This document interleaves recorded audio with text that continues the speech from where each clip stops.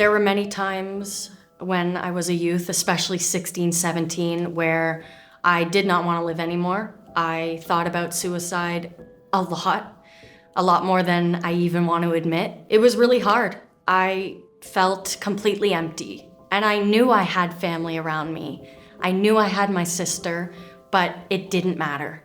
I started noticing that I was, maybe not the most normal child, or something was a little different when I was about 6, 7. It was that young. I just had so much anger, and there was normal family drama happening, but for someone so young, how much I was picking up on it, I knew that it wasn't normal. I had bursts of anger and, I'm talking throwing things, kicking things, just very angry out of nowhere. A lot of heightened just awareness of what was going on. I was put on antidepressants at a very young age. I was very aware of my surroundings, probably more than a normal child is. I just kind of maybe sensed things that other people didn't. I kind of truly feel like I was born with anxiety. I was bullied horrifically through middle school and elementary school, which did not help anything, to the point where I was not able to go to school. So just a lot of anger, confusion. Why me? Why not anyone else? I felt just very alone. High school was very interesting for me. Grade 9 and 10 were actually great. Grade 9 was super fun. It's all new people, right? So, I wasn't too worried about the bullying because I thought this would be great. New experience, new chapter. Grade 11 started. That's when I started noticing some kind of health issues were popping up. I would feel, shortness of my breath. This is when I knew something was coming back, and very aggressively I would feel physically sick to my stomach every morning before school. They diagnosed me there with panic disorder on top of my anxiety and depression. Couple weeks at school go by, I'm feeling completely like an alien. I felt like I was walking through the halls and I was an alien, and I could see everyone else looking at me. It was like I was outside of my body and my head. So I knew that I needed more help, and I needed significant help, and that I was in a crisis, because I was pretty much giving up at that point.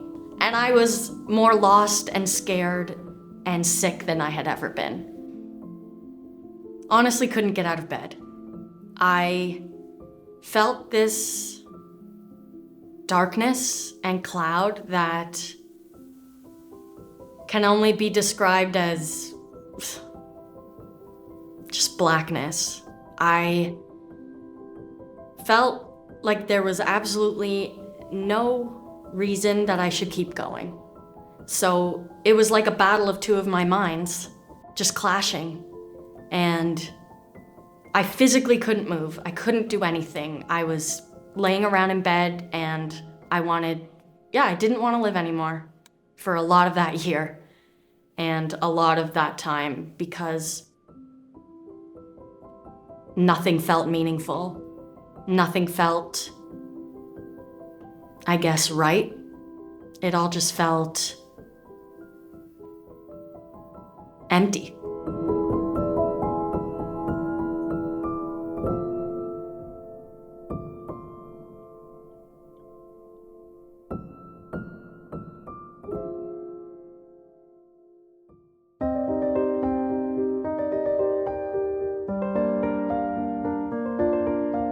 To come here was very scary, it was very big, but just taking that first step in the door, I knew my life was about to change.